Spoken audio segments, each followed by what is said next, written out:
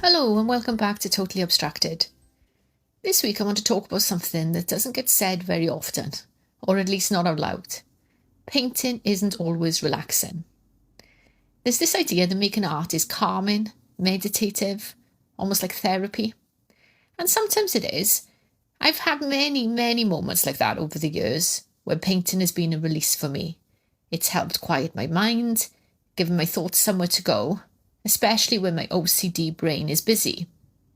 There's something about the physicality of it, the focus, the repetition.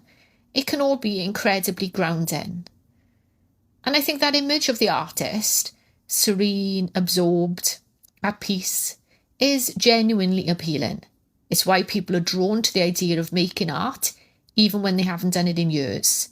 There's a sort of promise in it that art can give you a sanctuary. And that's not wrong. It can be that. But not always. Definitely not always. So yesterday was one of those days where for me it just wasn't. I started with oil and coax medium on oil paper, which should have been fine. But from the beginning it just felt really stiff. The paint wouldn't move in the way I wanted it to. It just wasn't flowing, it wasn't responding. Every mark and every time I was trying to blend things, it just felt like hard work. I was pushing, adjusting, trying to get it all going, but it just wasn't happening. And you feel that when you paint, when the material isn't working with you, everything feels slightly resistant. You start to question what you're doing, whether you've lost it, the whole thing tightens up.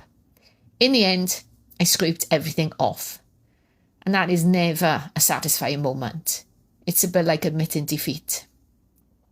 So then I had this sudden urge. I think I was just feeling really impatient to just get something done, to produce something. So I got another bit of paper, different paper, picked up some gouache and painted a very simple landscape. There was nothing wrong with it, but if I'm honest, it all felt really forced and unnecessary. Even as I was doing it, I was thinking, why do I just need to get something down? What am I trying to prove? I think sometimes we have this pressure in the studio that the session needs to result in something, that we can't just have a day where it just doesn't work, where things just don't come together. And I think that pressure, I don't think it's always about external validation, showing your work or proving yourself to other people, although I think sometimes it is.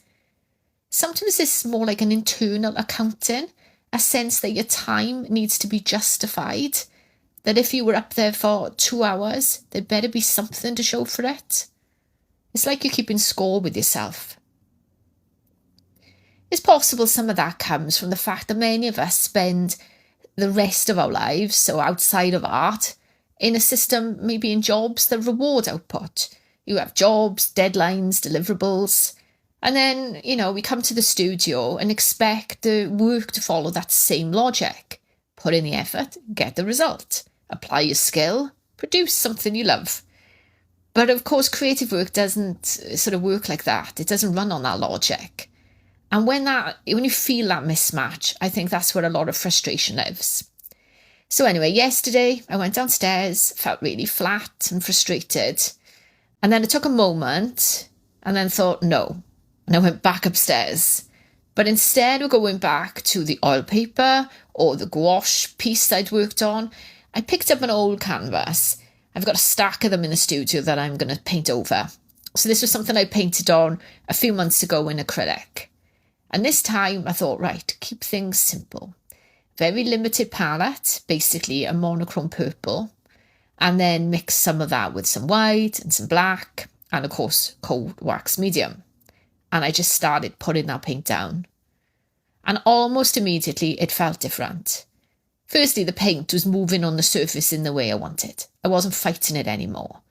It was responding, I could blend it, move it around, and I had that quick coverage and just felt easier. And within a relatively short space of time, I created something I felt much happier with. So same me, same day, but completely different experience. So later I thought about what had changed. It wasn't like my skill level, that was the same. Not my intention really, I still wanted to make something, But I think what changed was the conditions, the surface, the material, the restriction of a single colour family. Something in that shift helped. Particularly the colour, I think. It removed the possibility of doing too much. There was less to decide. And when there's less to decide, there's less to go wrong.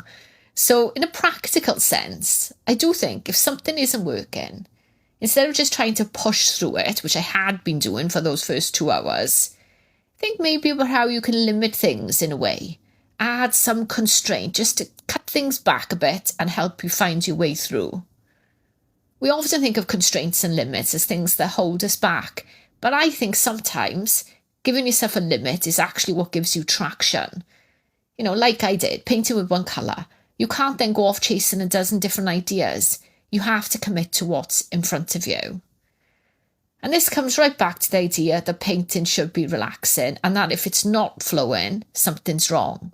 But that's not true. Sometimes painting is frustrating, awkward, resistant. Nothing clicks, no matter how hard you try, and there's an opportunity there. There are and will always be sessions, and I've had many of them over the years, where you leave the studio feeling worse than when you go in. Deflated, wondering whether you've still got it, whether you ever had it. And in those moments, it's really easy to catastrophise, to take one difficult afternoon and turn it into a complete story about who you are as an artist.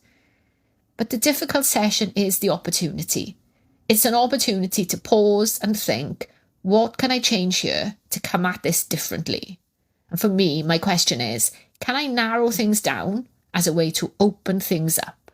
Which I know sounds counterintuitive, but I think when we simplify, we find a way back to the calm and flow of art that everyone talks about. Because when you simplify, you stop trying to force something to happen. Instead, you discover what will happen. You come at it in a more curious frame of mind. What could I make with just one colour or just one tool? And that curiosity is freeing. I think that curiosity helps you breathe again. It does for me anyway. There's a kind of letting go involved in good painting, which isn't laziness and isn't giving up, but it's a willingness to stop gripping everything so tightly, to work with what's in front of you rather than imposing some predetermined idea of what it should become. And I know that can be hard, especially if you've been in a results-oriented mindset for most of your day or week. It's a different way of being in a space. Painting can be a release. It can quiet the mind and it can feel meditative and grounding. For me, it often has been exactly that. But it can also be messy, frustrating and uncomfortable. But that doesn't mean you're doing it wrong. It just means you're in it, in the real, unpredictable, sometimes resistant part of making. So if you have days when nothing is flowing, when the paint won't move, where everything feels stiff or forced, you're definitely not alone in that. It's part of the practice. And sometimes those are the sessions that lead indirectly to something better. Not because you solved the original problem that was causing all the frustration, but because you've shifted something.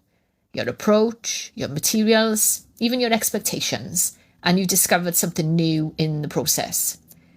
So yesterday for me didn't feel like a great session when I was in it, but by the end it had led somewhere, and sometimes that's enough. As always, thank you for listening. Keep exploring, keep experimenting, and keep things totally abstracted.